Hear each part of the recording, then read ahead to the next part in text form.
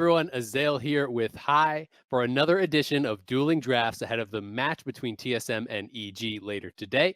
We're going to be doing this as a bit of a thought experiment, have some fun, and also give you guys some insight into some of the thought processes that coaches are going through during these drafts. Remember, we are drafting as though we are these teams, taking their champion pools into consideration.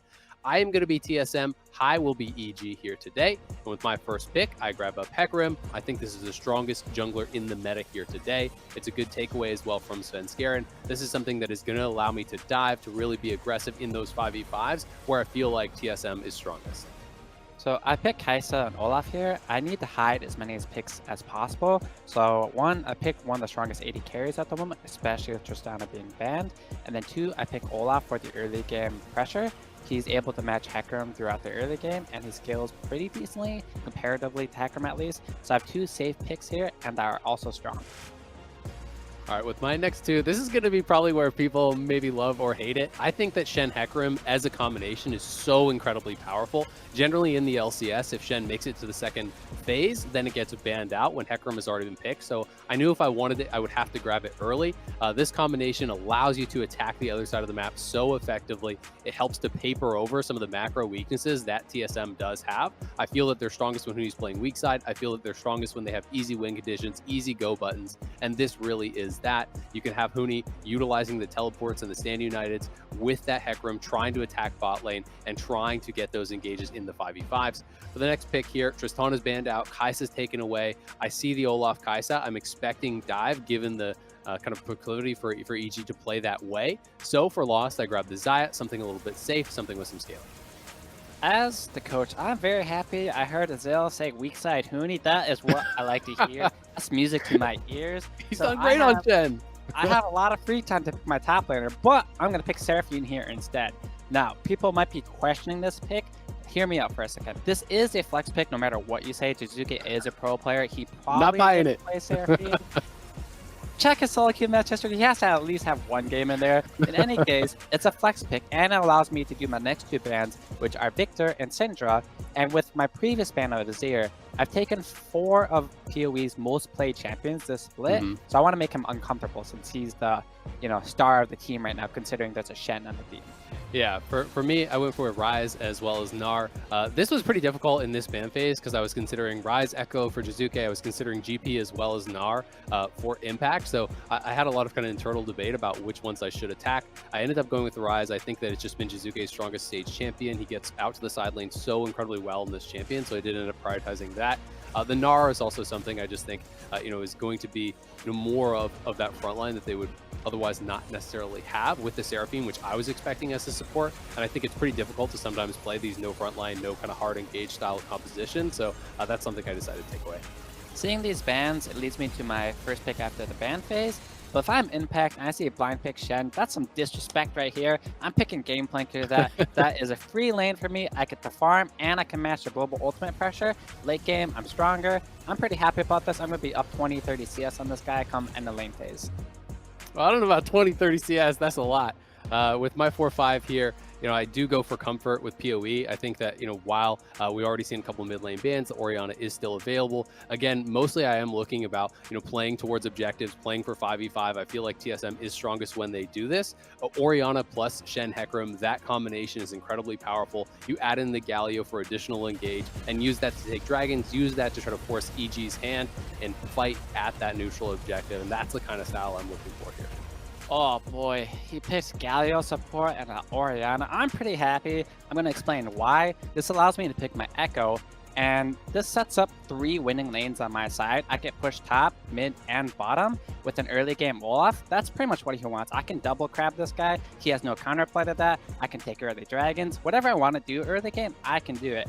Now, if we mess up some of the lane phase, yes, it could be rough for us, but I have 3 winning lanes with this Echo pick here. My late game is solid. Like Azale said, his 5vs5 is very scary, but I can just avoid that. I can look for 2vs2s, I can look for 3vs3s, I can split the push to the side lanes, and I'm pretty happy about this comp. Thank you very much for drafting with me. Hi, that was a lot of fun. Be sure to let us know who you think won the draft using the hashtag LCS, and let us know who you think is going to win the draft later on today. But from us, that'll do it. So back to you, Dash. Welcome back to the LCS Countdown. Another challenger steps into the ring across from Azael to try their hand at dueling drafts, and it's none other than our very own High here in the middle panel. You heard Azael, though, at the end of the video. Hop on Twitter and let us know who you think ultimately won that draft. And while you do that, I'm going to ask a similar question to the other two guys on the desk. Starting with you, Raz, taking a look at the two drafts put up by each of these guys, as well as the logic behind it. How'd you feel it played out? Yeah, I'm gonna let Azael know on broadcast. How about that? I think the draft was heavily won by High. I literally 3 winning lanes in a jungle matchup.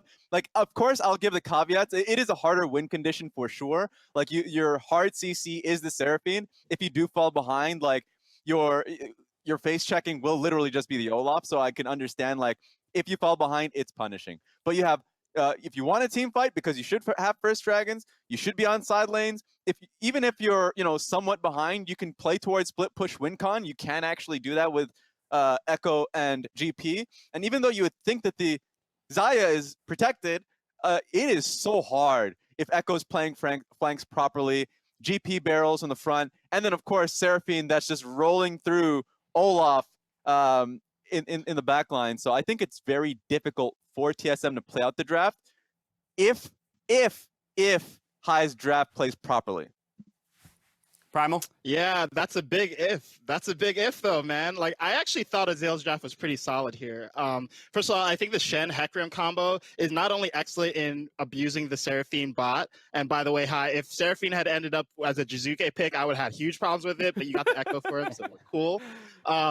Also, I think it's really worth noting that EG is in their comfort zone when they're getting to split push. I think the Shen pick, it really allows TSM to play against that comfortably. You have a Shen who can respond to any kind of split map plays that EG goes for. So overall, I felt that both teams sort of drafted for what their respective counterparts are good at, but I think TSM is a little bit better overall, and I really like the Shen pick. I actually think Huni should pick it today.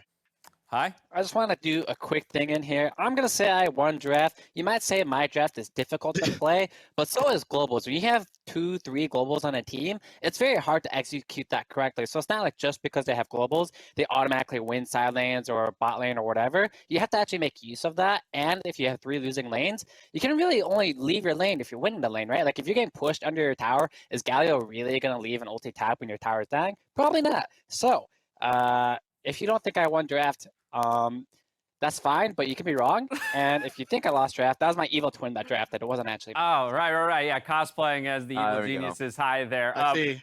Primal, I do want to hop back to you on a quick point, just because you touched on it a little bit already, the idea that both of these drafts kind of play into strengths and weaknesses of either team. And I think it would do us justice after watching these two guys who are removed from the team, draft on their behalf, to reflect on the way that the drafts have gone, the two times rather that these teams met in the regular season. Yeah, so, we've seen these two teams meet twice. And I think the first time what we saw was the issue actually with EG picking Gangplank. If you recall, that was a game where Jizuke had Rise. He camped top heavily, right? Got Impact super ahead, and it just didn't end up mattering. In fact, Huni was having side lane pressure the entire game on Gnar into the GP matchup. So I think what we see here is like, yeah, even if Impact wins the lane, if he doesn't have a pick like Aatrox, which he got in his second game, that can actually create pressure solo, force the 1-3-1, and really get tower pressure the rest of the game, it kind of doesn't matter if Huni is falling behind. So I think for this game, what we need to see is Impact get on a good counter pick every single game. EG should be going for red side every single opportunity and looking for opportunities for Jizuke to roam top, snowball the lane, and then allow Impact to just basically play solo. Now, 1-1 in the regular season. These are closely matched teams. We took to Twitter, though, to grab fans' opinions on some important matchups in this series. And the fans on Twitter, they sure seem to have confidence in TSM. That they'll bring out the stronger drafts with 65% of the vote.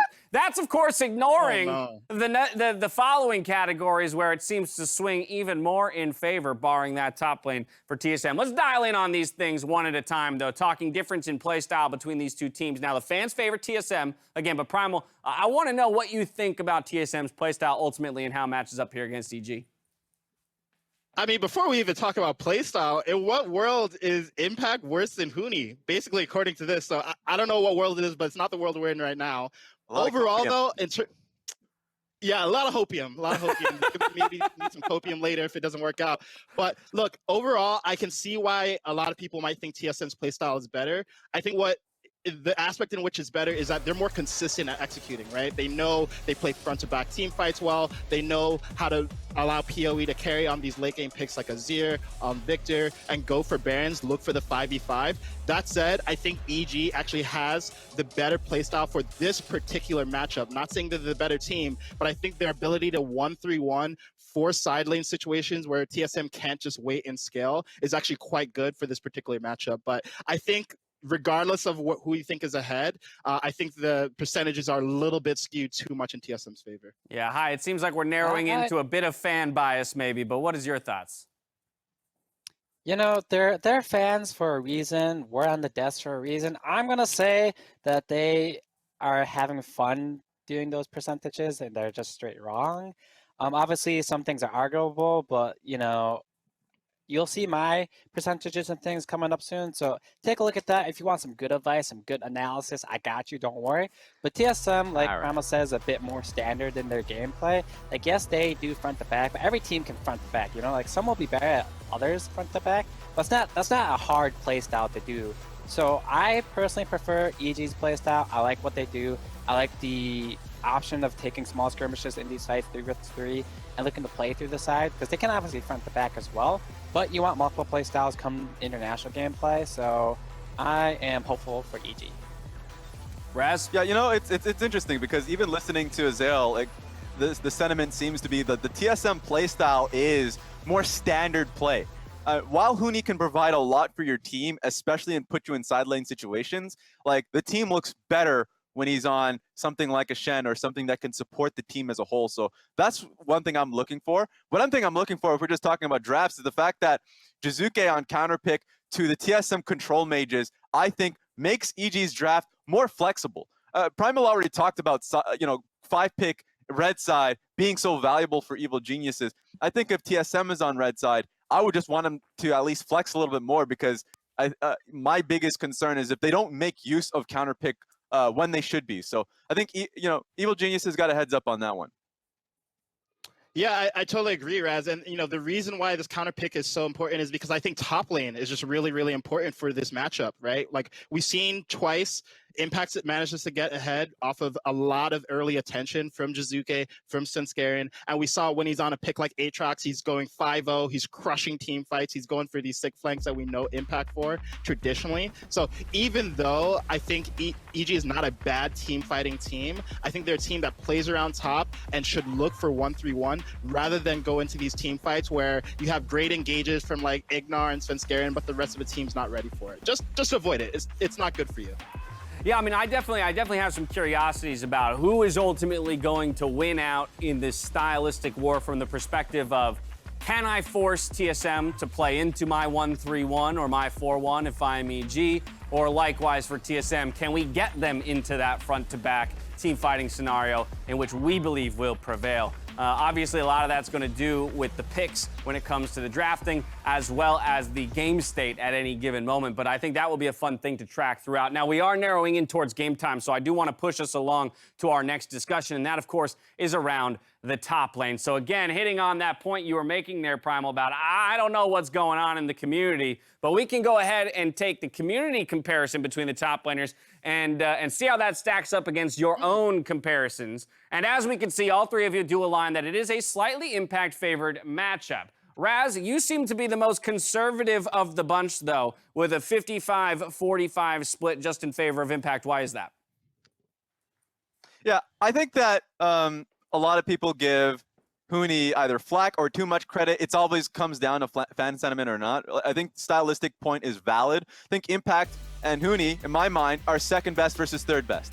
I think Impact, even though he can be barred with certain champion pool restrictions or team style restrictions, that he's faced up against Huni multiple times, and players who will take counter pick matchups multiple times, and he thrives in those instances, and he is a very strong team fighter. But Huni is Jace games, especially throughout the split.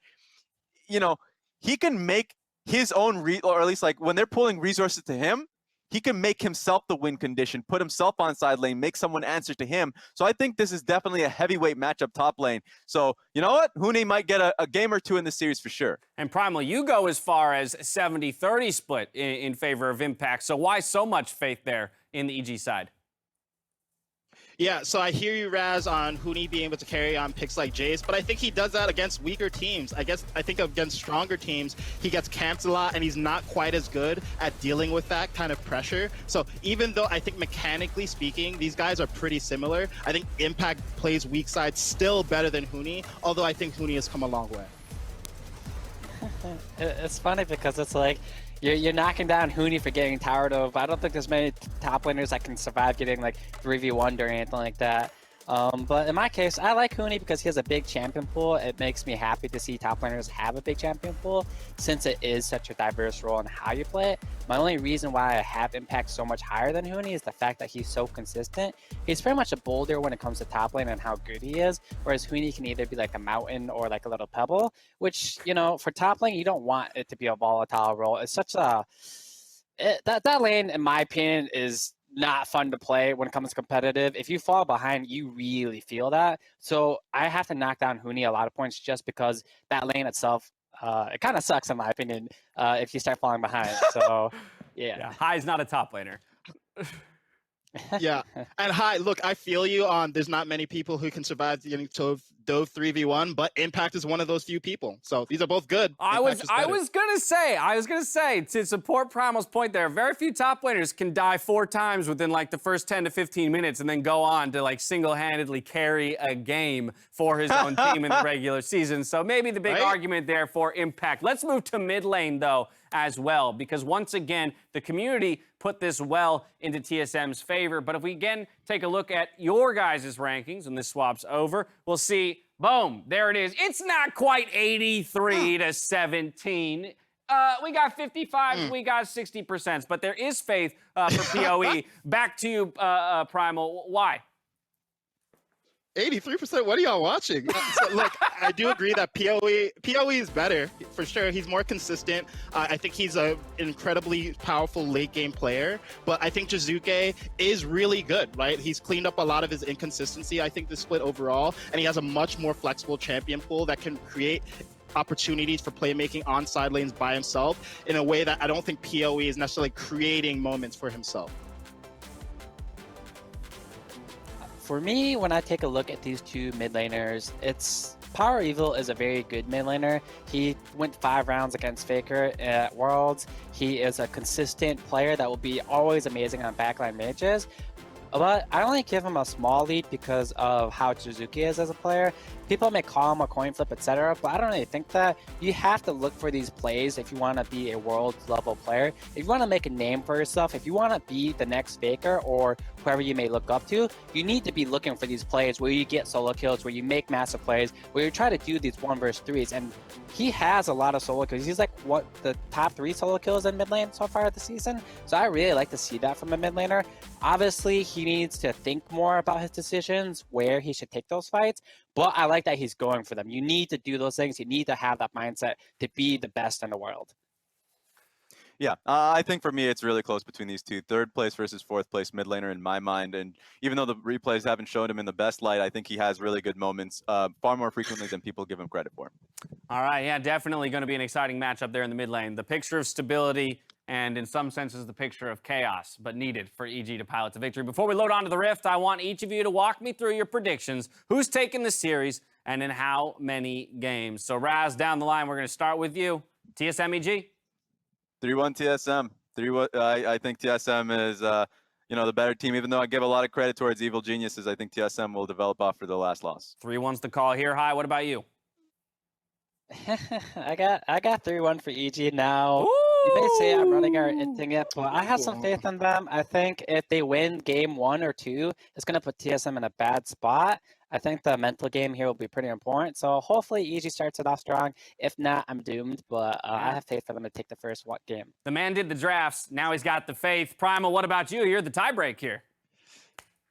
Yo, hi, if you're running it down, we're running it down together, man. 3-2 EG. What? I think TSM is overall the more consistent team, but I think EG has a really great matchup here. I think they're going to abuse Huni. He's not going to get to play the game. I think they're going to 1-3-1, and TSM, they're not going to know what to do. So 3-2 EG. Well, Raz is done, as you can see, but it don't matter because it's time for us to get into the games. We're handing it over to Captain Flowers and Kobe to kick off our series. Enjoy. He really didn't like our prediction. You're in the lower bracket. If you lose, you're basically out. So our game just matters more. We don't have that second life. Our record against TSM during the regular split is 1-1, and I think it was pretty even games. There's probably going to be a lot of fighting in the top lane. But Evil Geniuses is not yet done. First blood over to Impact, and he flashes away to stay alive. I'm going to be focusing on getting the dragons, getting the heralds, and making sure Huni feeds. Put the aggro right back on Huni. Sorry, sir, you've been voted off the island. 2-0 game for Evil Geniuses. I'm feeling like EG actually has a really good shot here. They love to play side lanes. We just saw how devastating that was against TSM. Spin Scareman is here, turning it right back around with the onslaught of shadows, and Impact rams him through the heart with the sword. We know EG likes to gank Huni. We saw that in the last 2 games we played against Huni. So I think Huni knows what's coming from him. One's overcommitting. Spin Scareman is stunned up, and revenge has come due. Now the new TSM buff is activated, and that is the miracle TSM buff. Going from the lower bracket to the finals. Power of Evil taking the kill, and the enemy jungler here right at the very start, making a 1-for-1, 1-for-2. TSM coming in with a double kill for the Emperor. Oh, baby, it's TSM! A quadra kill for Power of Evil. TSM always got a buff going into playoffs, but they don't have the TSM players that usually turned up when it was playoffs time. Like Bjergsen is not a player, so Big pick.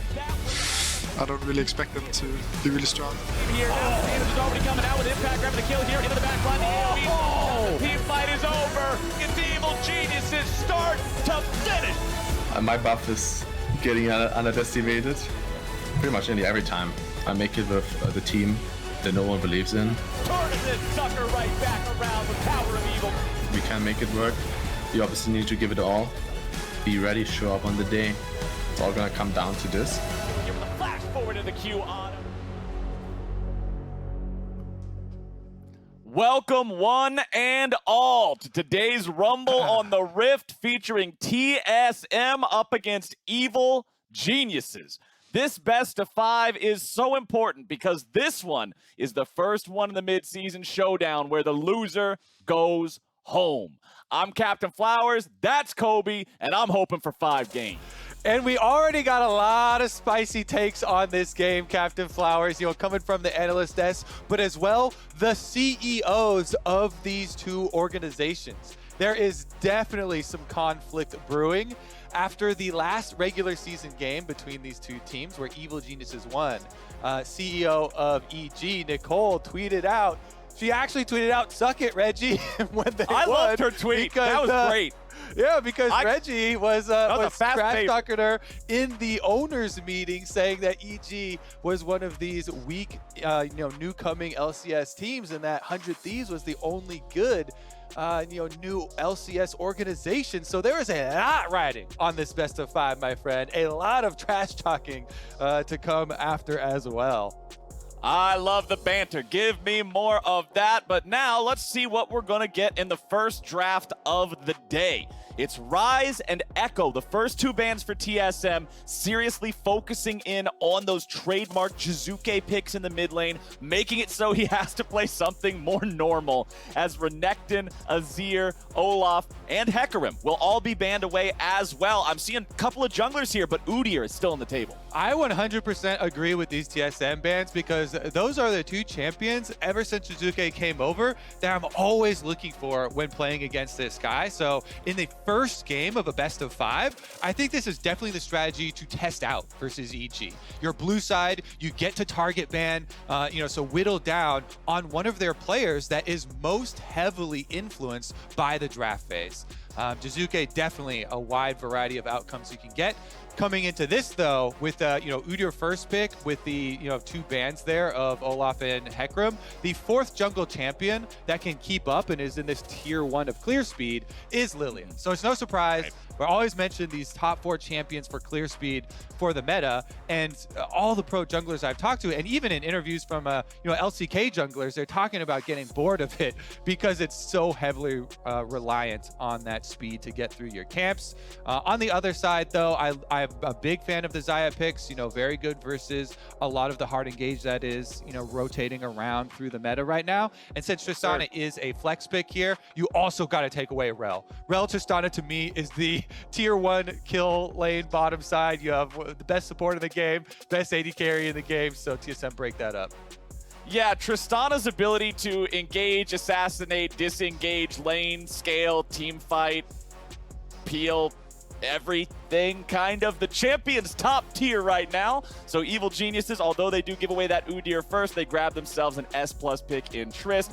Gragas now locked in here for these guys as well. So we know that that one will be going most likely into the top side. Could also be support. So a couple of different flex picks here for the side of Evil Geniuses, while everything on TSM, we know exactly where it's going, which means Evil Geniuses know exactly where their bans need to target here in the second phase. It's got to be the solo lanes. And again, Kobe, it's Jizuke. They've just got a bead drawn on this guy, and they are removing every possible bit of comfort that he would try to rely on here in the mid lane. Orianna, our next ban from Evil Geniuses, banning away Power of Evil to make sure that he cannot play one of those staple champs in the mid lane.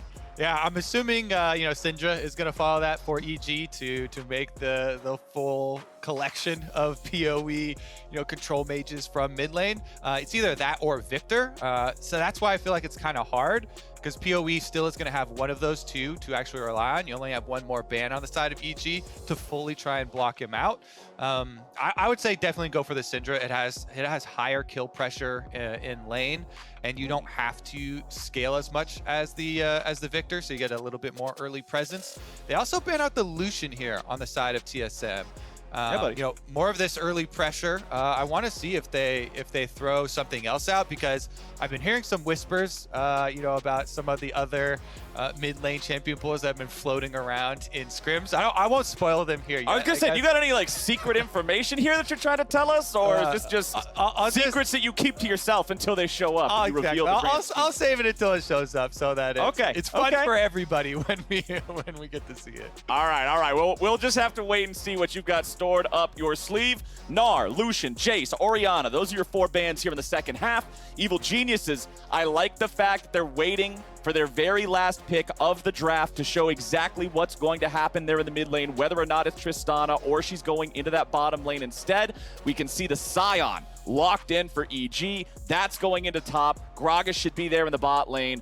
Now, what does TSM want to respond with? I need to see 2 different solo laners. There's that Syndra you were talking about pretty fast. I really like Aatrox into Scion because it's such an easy lane, and then you can come in and have really big mid-game impact with Aatrox flanks and breaking through a lot of these team comps, especially with Udyr as a front line there. Udyr, Aatrox, and Rel. You have a lot of tankiness. You have a lot of front line. There we go. It is going to be the top lane Nocturne. This has been played in the LPL a bunch. Obviously, DoinB was one of the early adopters from mid lane, but they also have started flexing it a bunch in the LPL. So I'm assuming it is going to be the top lane Nocturne up there for Huni into a tank matchup. You should easily be able to clear out this wave. Nocturne, you can just queue up the wave, then walk up with the extra move speed, get your passive AoE off, and annihilates the ranged minions. And then you can buy yourself some time to move. It also puts a ton of pressure on your opponent's mid lane. And it's geeked with TSM's strategy of, all right, we're throwing a bunch of these bans at Jizuke early on, take away his comfort picks, and then they can also, keep this pressure with a global there from the Nocturne. They could keep it like this and have an Udyr top, but I think I saw them still switching around there at the last second. So I don't think that it is going to be the Udyr top. And they put a last second swap. Usually you have to cut up at 20 seconds. So I'm sad that we cut our coverage off at 20 seconds, and we'll have to wait till we get into game then to see what they actually settled on. And of course, the last pick for the side of Evil Geniuses was the Yone, so that means that Tristana will be heading into the bottom lane there. That one's piloted by Deftly, whereas we will get to see Jizuke start this series off on one of the flashiest champions that he could possibly be playing. We've seen this champ pop off. We've seen this champ go the other direction in the past. So for a player like Jizuke who can have such high highs, this is the perfect sort of champion to encapsulate that. It certainly is. I feel like Yone is also easier to play than some of the other flashy champions that you would think of, or you think of his brother Yasuo even. Yone feels like kind of an easier, more straightforward, version of that champion. There's so much, outplay potential and dive potential. But one key thing for Yone, not nearly as safe as things like Echo. Where Echo you can ult, you can snap back, you can get a bunch of move speed out of your passive, you can get out of a lot of situations. Yone, you can go in, but you're always going to snap back to where your soul resides, or to where your body resides when you use your E. So I think it's a little bit weaker defensively than some of the things that you're used to seeing Jizuke on, where he can rely on these big bursts of move speed, and extra mobility to get out of some of these more tricky situations. And if TSM decide to focus him like we think they are going to do, then it's probably going to rely on some Svenskeren backing for that EG mid lane. Get some ward coverage around there, and try and get those 2v2 victories. And that's what I like back in the clip that we saw right before we got into the draft here today. We heard some of the Evil Geniuses players talking about Huni knows what happens in these games. We go after Huni. He's aware of what happens when we go into the matchup. So with Huni potentially being targeted, Jizuke potentially being targeted, these volatile solo laners that can really pop off or really have a bad game either or in the same day. Who's going to have that better focus and who dials in properly could play a huge role in how these individual games and the whole series turns out. Also, I think something that hasn't gotten as much attention is the jungle matchup. Spica right now for TSM, he has the highest forward percentage of any jungler in the LCS. That's time spent across the halfway point. He is oftentimes invading, getting lots of vision for TSM, trying to get information for them to actually set up some of their plays. He has the second highest vision score per minute for junglers. And it's really, really important because TSM have, in the early stages of spring, suffered in some of their early games, but they've done a lot to correct that with their communication, with invading, trying to get some more deep wards, and get some information as to the early plays of their opponents. So I think the jungle matchup is actually going to be really important as well. We did see in some of the later games for EG in spring, Svenskeren went for some invades without the support of his laners, people not pushing up, and led to some deficits for EG that they had to deal with from a very early stage. Yeah, when you look at playoffs and when you look at the LCS and everything as a whole, a lot of people look to the teams like Cloud9, like Team Liquid, like TSM, those staple names in every LCS fan's vocabulary that knows that these teams are usually the ones that push the furthest in playoff events and things. But then when you look at the individual names on Evil Geniuses as a roster, there's quite a bit of experience here, including a guy like Impact who just always seemingly gets an incredible buff right when he needs it. So this series should be pretty impactful here between these two squads, and I'm excited for it. Let's get under the rift for Game 1 of Evil Geniuses versus TSM.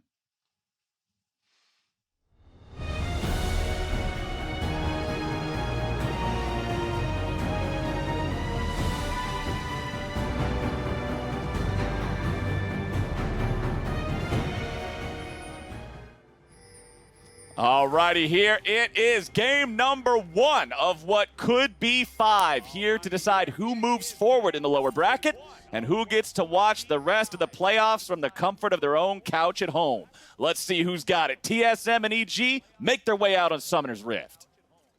All right, game number 1 opens up in the big grudge match here. Honestly, I'm still looking at what the last-minute champ swaps were. Okay, it's as predicted. It is the super standard, or more highly anticipated, actually, with the Nocturne on top side. They are going to get the late invade onto Deftly, and he appropriately buffers the rocket jump. No harm, no foul there, but it does mean no explosive shot start for Tristana, which is generally what you use to shove the wave early on. So we'll see about TSM's bottom side start there, if they actually pull for Spica, or if he does a top-down route from the Udyr starting up in blue quadrant. Okay, looking across the board, just sort of taking tally of everything. We've got all 4 of our solo laners running a teleport here in this game. Both of our supports running Ignite with Aftershock. And up there in the top side, Huni with the Nocturne, running the Conqueror for those powerful extended trades against his tanky opponent in Impact Scion. Jungler starts will both be on the top half of the map. Huni is sticking around up here in the enemy jungle, just throwing a ward down onto the Krugs, seeing if Svenskeren goes for that full clear on the top side before heading down into the southern half of the map. And you can see Lost and Sword Art already just taking a nice small trade for themselves, knowing that Deftly doesn't have the skill that he wants at level 1.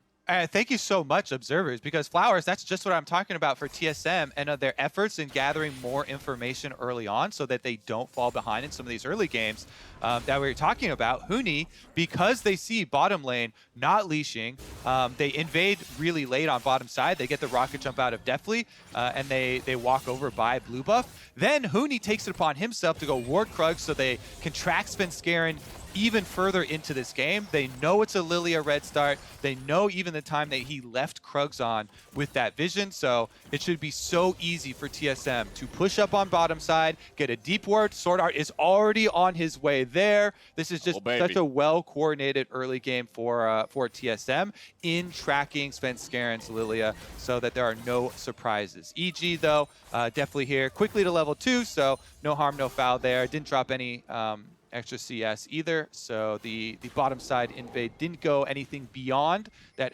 extra little bit of vision. This is an early gank, though. He's skipping Krugs to do it. Oh, nicely done, though. The stun sets it up very well here for TSM. Jizuke's got no way out, and Spica's the first man on the board. No defensive properties for the Yone, Flowers. You just gank him with the Udyr. Really good adaptation. Here goes Lilia down bottom side, though. Okay, the return play coming out from Evil Geniuses, looking for the damage onto Sword Art with a flash away, but he will not stay alive. The Eep goes forward. Svenskeren looks to make even more go down here. Hopping and prancing and skipping and jumping right back away. There's no return kill for the side of TSM, and Evil Geniuses ties up the game. All right, quick to answer back there for EG. They're going to kill on the bottom side, even with all of the effort put into keeping track of Svenskeren. TSM, they go for the 2v2 there at the perfect time for EG. And Sword Art is immediately punished. Look at this. They're pushing up. They actually did not put the deeper ward by Krugs and Blue. And so when Sword Art goes in, this is TSM opting into that 2v2, knowing that Lilia is on the bottom side of the map. And that is just some miscoordination, not appropriately respecting your opponents. Maybe if that ward in Tribrush had actually been put up in the kind of standard spot between Blue and Gromp, where you would actually see Lilia clearing those and see him head on the way down, they wouldn't have made that mistake. But that's a quick answer for EG, and they definitely needed it. You know, with the focus that TSM straight from draft phase are putting on Jizuke and early ganking him there for the first blood. Incredibly important to get some gold back for the jungle position there for Svenskeren, upgrading to his level 2 boots really quickly and trying to fend off the Udyr. Right, Spica just running into the enemy jungle, contesting things here, and I want to point out, Jizuke walked to the left, placed down his trinket ward, it was immediately swept away. Walked to the right, placed down his control ward, Sword Art rotated, swept it away. TSM is doing a good job with their jungler and support positions, removing as much vision and safety from Jizuke as possible, and forcing him to have to play forward on this champion that you already pointed out, we already saw to be true, does not have adequate escape mechanisms if TSM continues to focus him. Yeah, I think really good you know, in-game focus here already from the game plan that was laid out in Champ Select. Bottom side, we do have a little bit of a feint here from Spica, but he has no control ward to lay down or anything. So, and it was also seen by that little ward by the end of the river there. So EG able to react easily for themselves, secure the rest of the jungle for Svenskeren. And he does have flash, you know, approaching level 6 pretty quickly. For the solo laners and the junglers coming into this one. That's when you really have to worry about, you know, Syndra Burst repeat ganks on mid lane. Jizuke Didn't use his flash in the first blood, so he does have flash to try and get out of it. And his ult as well, once he gets to level 6, can be used to run away. Though it does have a delay, and that's not the optimal usage or way to play Yone. Yeah, really, it's one of those things that's sort of like when Sion ults backwards. I mean, it does serve its purposes, but it doesn't feel like what it was designed for. As we will see that engage up here on the top side, and Huni is the target. Uses the ulti onto Svenskeren, trying to find a way back out of this one. Nice spell shield onto the Eep, but Impact's going over the wall, and Svenskeren says, all right, let's do this. A little bit more damage coming down. Huni running away, but the blooming blows are enough, and Evil Geniuses finds their second kill of the game. Well, he said they knew it. You know, Huni gets some attention from EG. They attack him early on. It was a good spell shield. Also good use of the flash. But there's flashes that can follow there from EG easily. And Svenskeren, Impact, neither of them hesitating. Really good usage. All you have to do is land the seed slow from Svenskeren to allow Sion to get the channel time for the knock-up on Q. And with the extra damage, good execution there from the side of EG, taking down this Nocturne early in the game before Huni can get to the point where he easily pushes out these lanes super quickly and then starts ulting opponents. I mean, they forced an ult out right there defensively. Now you're losing a lot of the threat of this whole Nocturne pick, with your first level 6 not being able to use it on a jungle invade or on a mid lane play. Nocturne, too, being one of those champions like a Twisted Fate or something similar that has the powerful ulti that can impact people from far enough away, you want that value. Every single ulti that you don't manage to get a kill off of, that you don't build your lead with, just feels really bad when you pick the champion. So good stuff from Evil Geniuses, keeping that off the table for now. Looking at Huni's build, has the tier to make sure he has plenty of extra mana to just keep on laning with, spamming them spells, getting the Duskbringer out there. We can see Impact and Svenskeren working together again here up in the topside river, and as soon as the Rift Herald spawns, they are already there working to take it down. Now the control ward in there from TSM will show them exactly what's going on, but here in the mid lane, Ignar rotates over, and Jizuke is allowed to shove the wave out. Spica is here in the top half of the river. Svenskeren's walking back down into his own jungle. Impact will do the same, although through that top half angle, and it looks like Evil Geniuses just went ahead and leashed old Shelly here for TSM, and they got to be feeling pretty happy about that one. Spica's got the smite. Rift Herald over to TSM. Yeah. What? Oh, no! He was trying to sweep. No, he tried I know you've to done that too, sweep it. Flowers. I've done it too. We've all done it before. You're thinking you got the sweeper. It's just in the back of your mind. They pick up Shelly. They summon Shelly. Shelly's going to end up grabbing a couple plates here in the top lane, and that is about it. We'll see if they want to try to make the dive onto the Scion here. I highly doubt that. There you go. 2 plates, about 320 gold, and Impact clears out the rest of the waves. So not the worst thing. A lot of times the Rift Herald just gets you 2 plates anyway, so Rift Herald's off the board. It's fine. Optimal, yeah, you'd like, mid lane focus to continue, get more damage and more gold onto PoE and keep focusing Jizuke, but it's just fine, right? As you said, you still get the kind of low-end expected gold value out of it. And Huni also getting to roam a little bit with the Nocturne. We saw the point of this pick there. You get a little bit of a feint. You push out mid, or you push out topside and then go mid lane to threaten these Nocturne ultimates on that Yone. I will say for Jizuke's side of it, though, as much as we're just hyping this entire time straight from Champ Select, all this focus on Jizuke, he's still CSing really well with the Yone, has not been kept down too bad, even though they first blood ganked him and they spent a bunch of bans on him. Back here in mid lane, Jizuke 85 versus the 86 CS of Power of Evil. Dead even between these guys as TSM will once again bring those more supportive champions, the support, the jungler, get him back in mid lane, clear out all the wards, make Jizuke blind. Make it not safe for him to step up here in this champion and guarantee that Power of Evil is always going to have priority there in that mid lane matchup. He's already about 300 gold ahead of his opponent, and Spica maintains topside river control here from that Scuttle Crab. You can see he's about 2 camps ahead of Svenskeren's Lilia. Back here from the bottom side, it's Sword Art going in, but a nice stop on the engage there. Gragas' body slam takes priority over most other dash abilities in the game, and Ignar shows that off beautifully. And when looking at Spica, again, the reason I highlight him in the intro, you have to also take into account, not only does he have this gold lead, well, we'll see about the top lane gank first. Okay. Oh, and they're just going right back in for it here. There's the sleep. Watch out. Oh, I didn't even get to say the line. Damn it, it was going to rhyme too, but they got another free kill onto Huni, and Svenskeren and Impact know exactly how they want to play this game. Gotta get him out real quick when it's a gank on top side, because again, Huni goes down. Very, very efficient play there from EG. They get off the top side focus, but then you have overloaded that side of the map. Your bottom side is going to have to give ground. TSM trying to answer back their cross-map play. They even call down mid lane for PoE to come hover and force Deftly and Ignar off of this minion wave on turret. They're actually trying to slip back in as they're drawing Lilia down. Oh, nicely done from Ignar there with a flash engage onto Lost to immediately start things off for Evil Geniuses. Now he has to flash away. Lost down to about 200 HP, but TSM's bringing in the backup now as well. Nobody's dead yet on either side. Neither mid laner rotating over to this one. Teleports were not able to get involved in this. So despite the fact that it seems so much was invested here, everybody's walking away alive for now. But with the Dragon started up, I'm curious if TSM's going to allow that to happen. Answer is no. Huni's going to face check the brush here, and now our team fight is really breaking out. Impact's the first one to die. Lost grabbing the kill on that. Speak is trying to run away with Impact's dead body, putting a couple of hits on him, but they cannot get a return kill. It's a 1-for-0 for TSM here so far.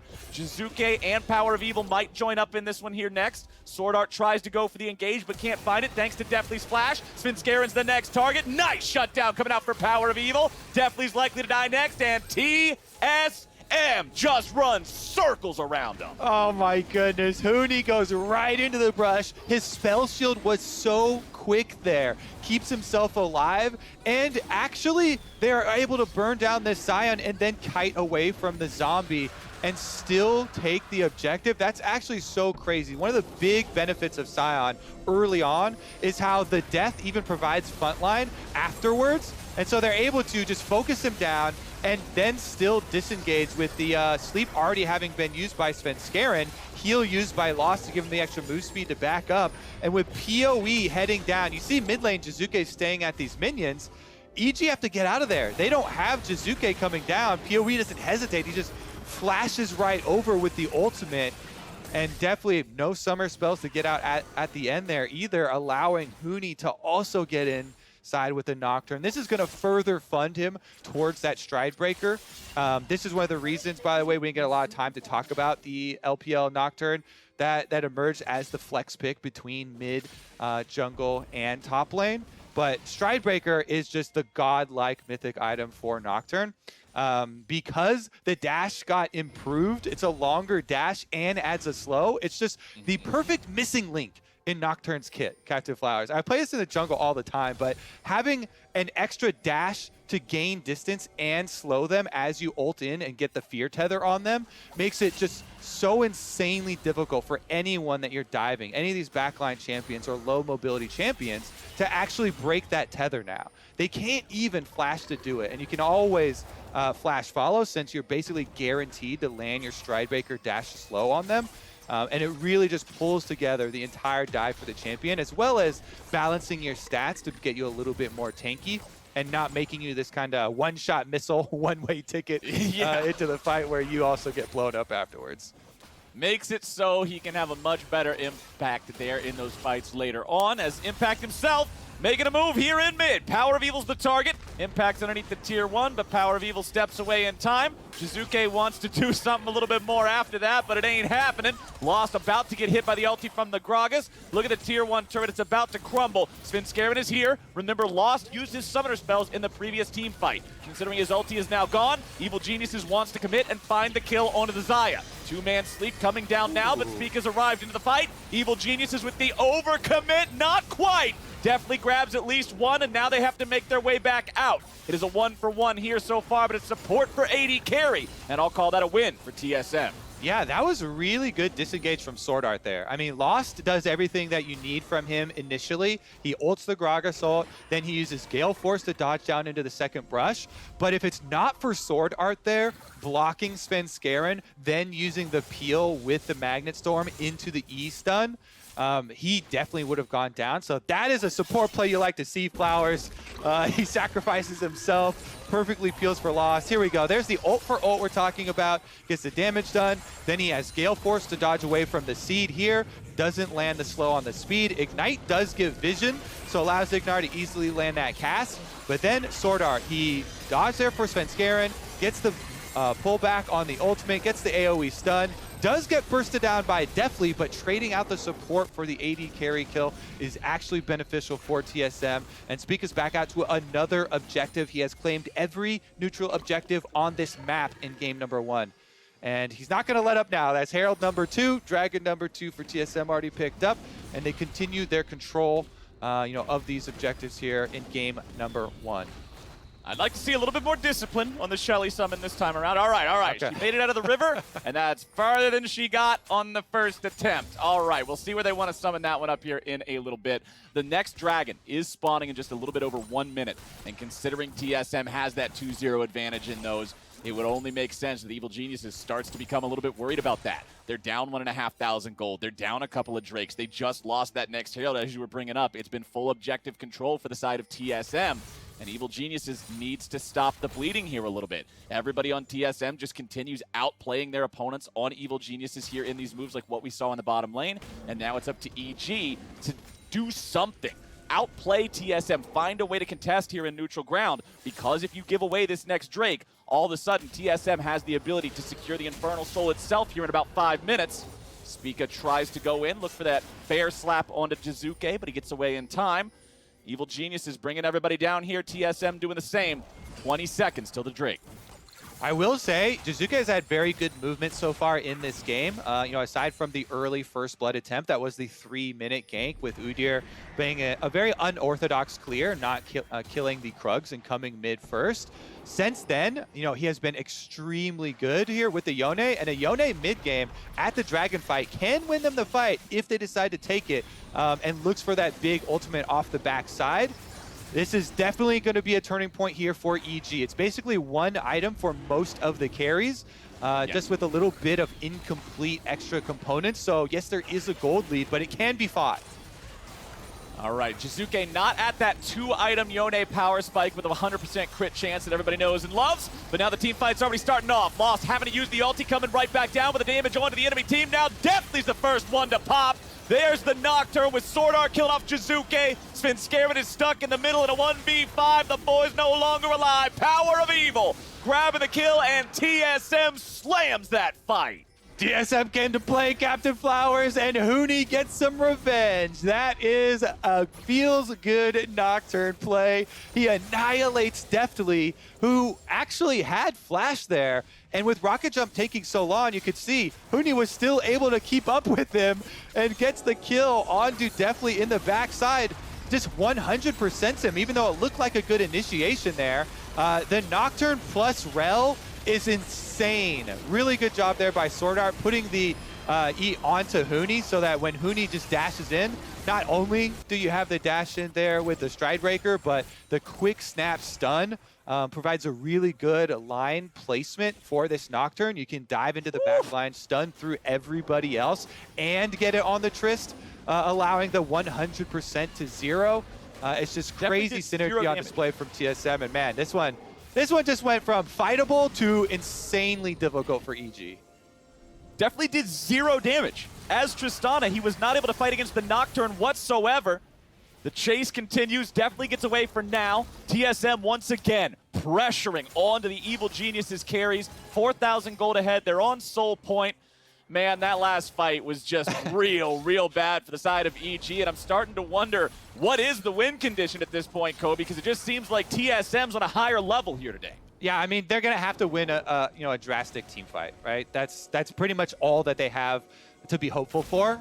They can try and set up, little Fog of War brush plays, for themselves. You know, get a control ward in one of these brush, clear out TSM vision, and hope that you get a numbers advantage play. But that's always on the board. That's no different for any team, right? You can always hope for these, you know, comeback plays where you're able to get surprise kills. And aside from that, it really does have to be a huge shutdown. It's so difficult for them to do because, you know, Xayah here can peel for herself. Lost that flash and ultimate will be available for the next fight.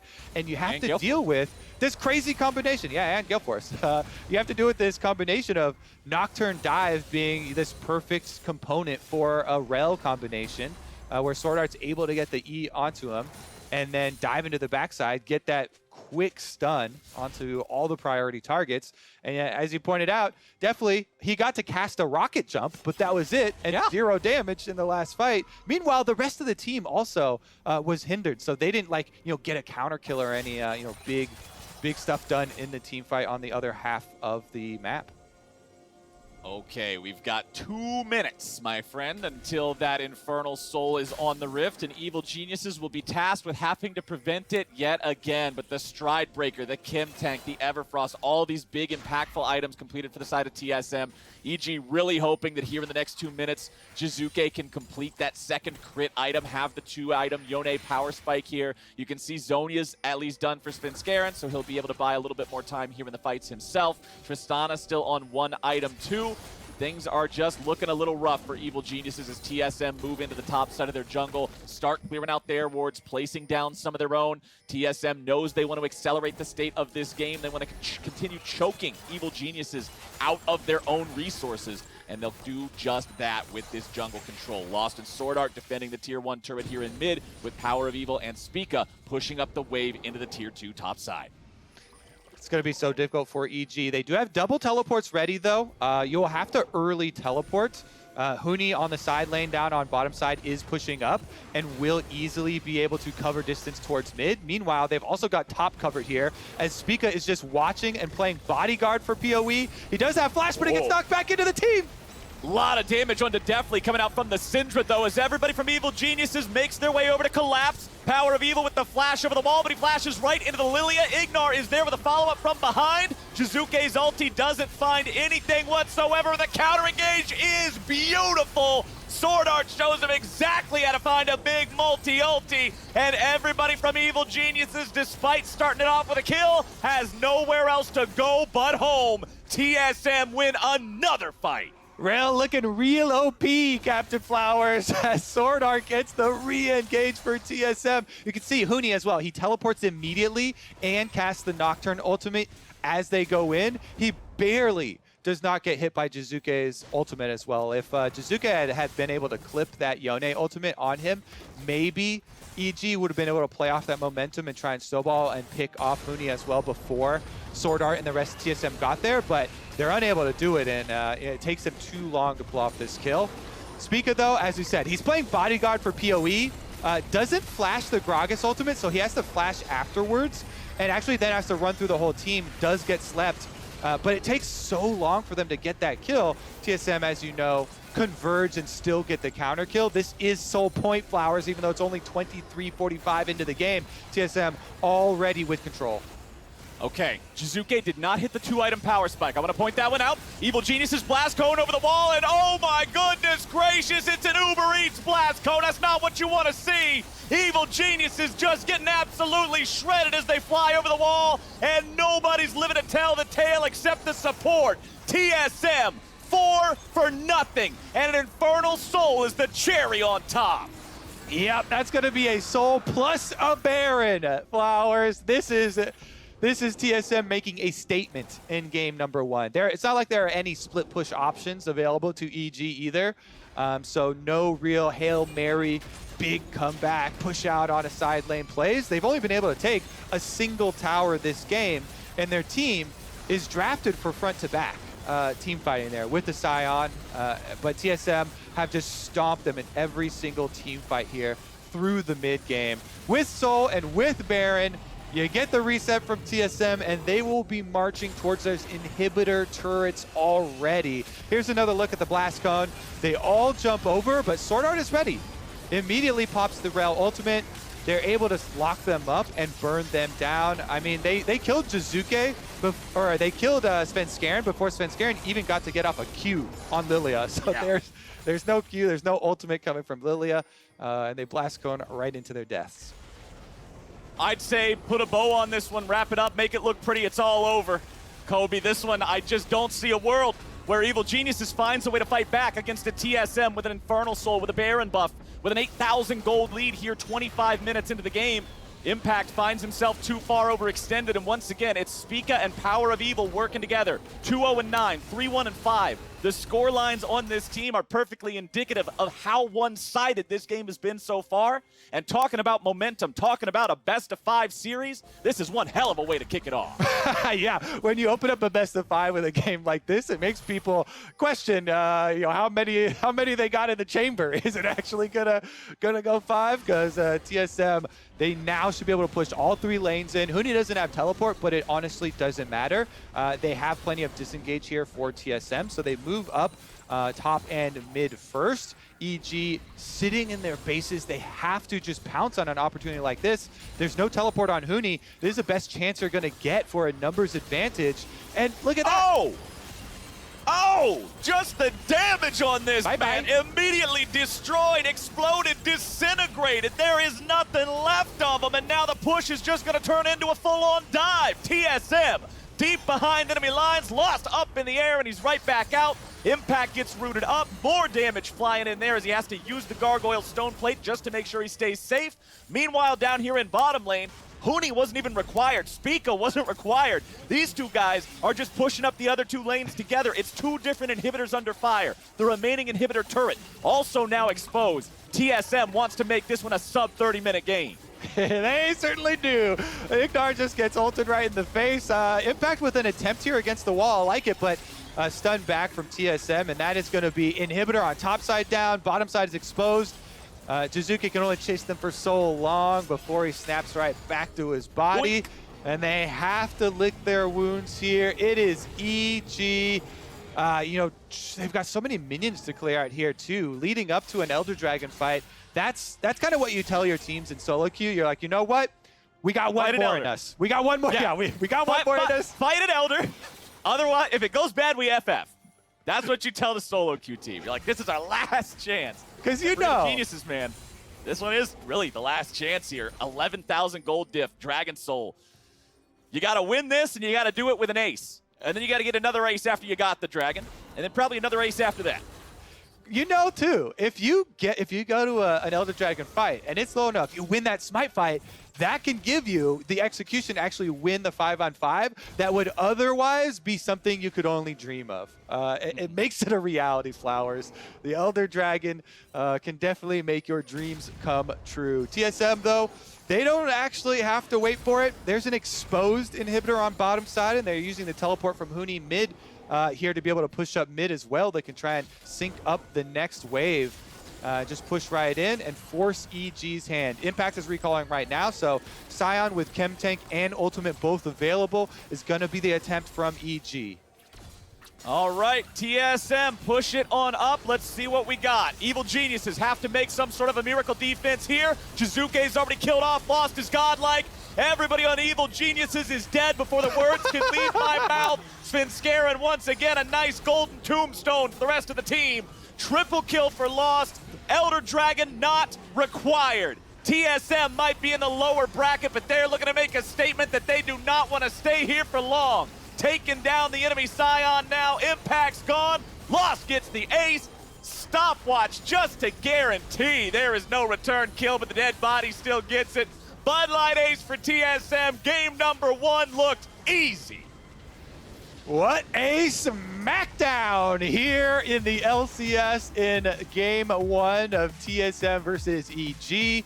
They focus on Jizuke in the draft phase, banning out the Echo, banning out the Rise. They focus on him in the play-in game as well. First Blood gank is a short Udyr route, doesn't do Krugs, does not do the standard full clear. It immediately goes 3 at 3 minutes, goes mid. And catches Jizuke on a forward pushing wave. Honestly, though, it wasn't even about, you know, a big hole in mid lane or anything like that for TSM. It was about the objectives. Spica was on fire. This man, I feel like, wasn't getting enough attention heading into this matchup. He made sure that he was forefront in everybody's mind in this one because he clean sweep all of the early objectives for TSM, in addition to getting off the early gank and really establishing map control here for TSM. And it felt like those early fights, too. It was TSM individually playing better than their counterparts on Evil Geniuses, and as a result, playing better and more cohesively as a team. They look real scary here coming off that win in game number 1. And with that TSM win, it's time for us to step away, but when we return, we'll be breaking it all down with the State Farm Analyst Desk.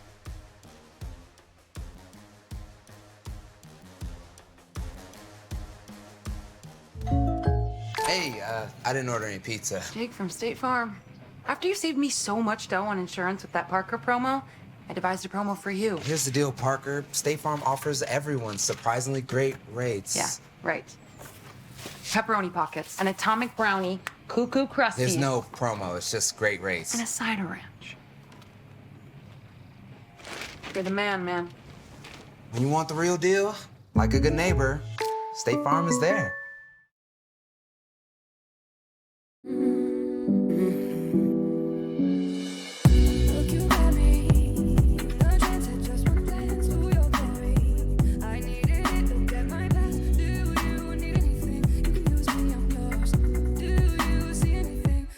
Change of range.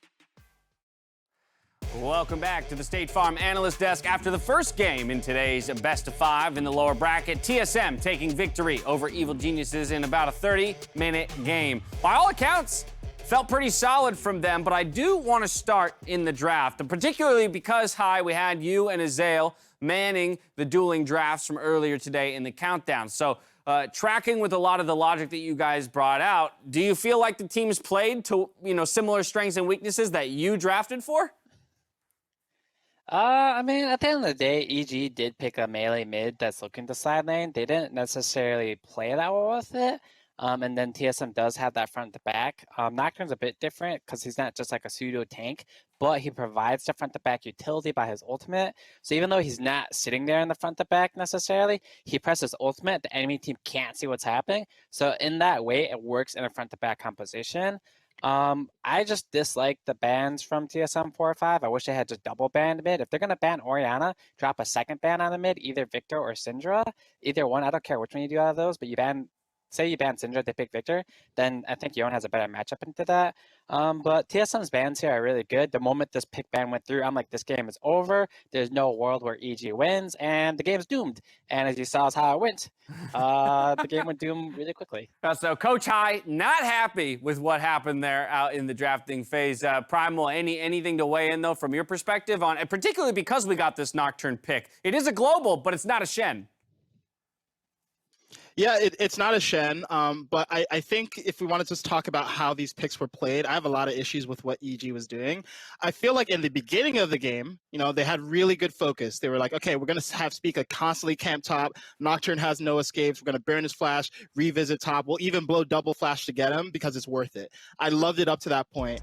But then all of a sudden, they lost focus. And then they're like, okay, instead, we're going to start going for team fights. And we're going to look for 5v5s. Or we're going to look for plays where 2 of us are taking Dragon and 3 of us are going for a pick. So here, what you see on screen, EG, good. Keep doing that. But for some reason, this team, I think when they see the enemy team clump, they're just like red in their eyes and they decide, okay, you know what? Let's just forget everything that we had advantages over and instead look for a team fight, which is what TSM's forte is. So overall, I thought EG had the right idea in the beginning, and I think Impact had an opportunity to snowball and really get that advantage that we saw in Week 6, which allowed them to take a victory. But here, they clearly lost focus. Yeah, I mean, at least from the first replay, I also saw a dragon animation be taken, so at least his death is not going for no reason, right? The overall team goal come into play for TSM. Yeah, well, okay, I just wanted to say really quickly. I'm pretty sure that Nocturne could have lived that second gank too. He pressed ultimate, went back in. I'm pretty sure he could just press ulti and just walk away and he would have lived. And when we were doing the drafts earlier, I said that EG should be focusing early dragons and it kind of ignore top, just push the lanes and go for dragons, but they're going for fights, they're going for ganks, which doesn't provide you the advantage you need to be able to win with these side lane pushes, right? If you have a split pushing mid, you either need a gank for him or you set up early objectives so that way you come to these fights even. But obviously they didn't apply to that. Yeah, this is where I want to hop back to you, Raz, because you kind of dropped a little nugget in there. We saw the dragon taken on the other side of the map, and so much of our discussion from the top of the day was about EG maybe pulling the map apart and really spreading out those skirmishes while TSM would focus on the global objectives, look for the 5v5s, and I think you definitely saw the timer that EG was on later in the game when Dragons 3 and 4 came up. But first, the early game. Spica had a fantastic early game, by the way. That's a double scuttle into a Raptor steal. So that's why I was a little concerned there, Primal, with the plan going accordingly for EG. I think really early on, TSM had a jungle advantage, and my biggest concern is that EG still had a chance to win this game. I didn't like the base here from Tristana. She had prio bot lane with her support. You either stay bot lane if you want to trade, or rotate up if you want to take the fight, because it was EG that started this objective. They can for sure fight for it, but because he based, they get nothing for it. Even with an item advantage, you can't do anything if it's such a long travel distance. Here, this should be a dragon for Evil Geniuses that won the fight prior, and also Jizuke is holding mid, so you should keep him a part of the play. You should just basically stick on dragon. If they walk into you, you walk towards Jizuke because he has such control over the mid lane situation, but they didn't. They look for a play on towards the front line without their AD carry.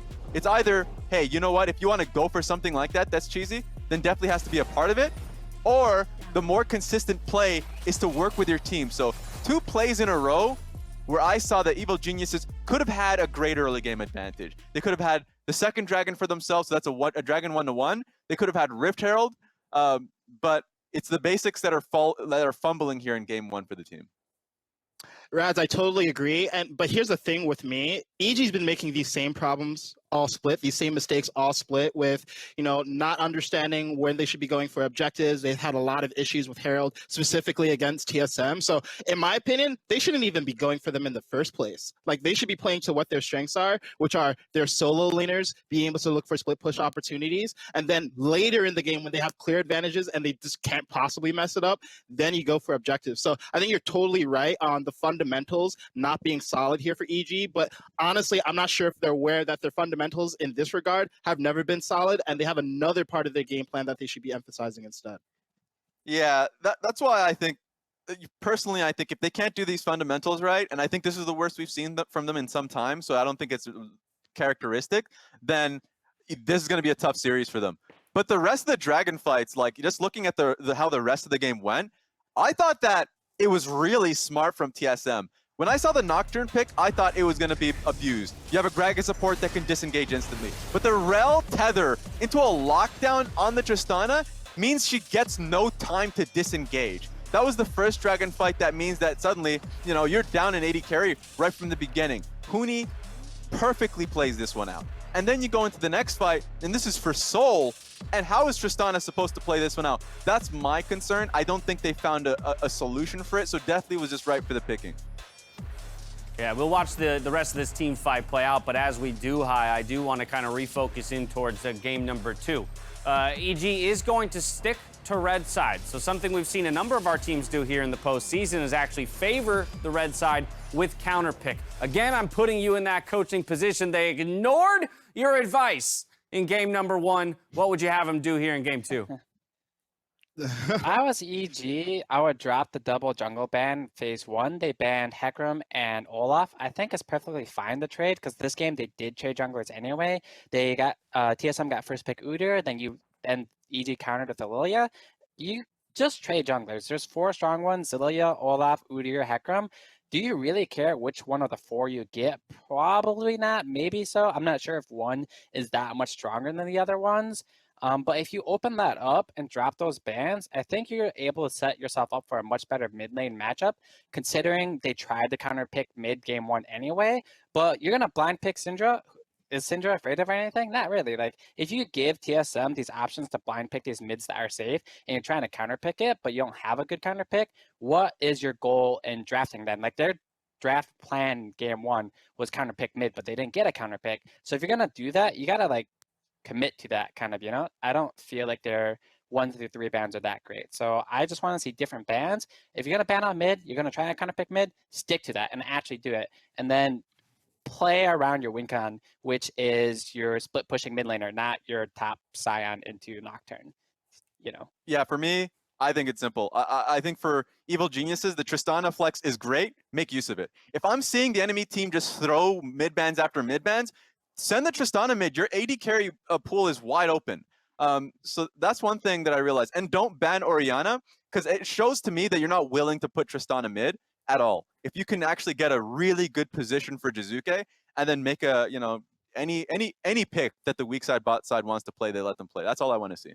All right, Primal, final thoughts? Yeah, and yeah, on the TSM side, I thought their bans were actually really good. Like, we know that Echo and Ryze are Jizuke's comfort picks, and I think they're the picks that actually accentuate his strengths within the team the best, in the ability to roam top. We didn't see him roam top at all, or really roam at all, or to make side lane plays in the mid game. So I think TSM, their ban strategy is really on point. EG, they still need a lot of work. TSM showed up in a big way here in game number 1. When we return, though, we'll see if Evil Geniuses can tie up the series in game 2 versus TSM. See you here.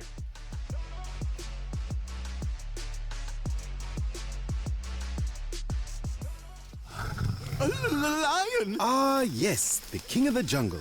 Time for a Red Bull. Red Bull? Still, you'll never be faster than a lion. I don't have to be quicker than the lion, just faster than you. Red Bull gives you wings.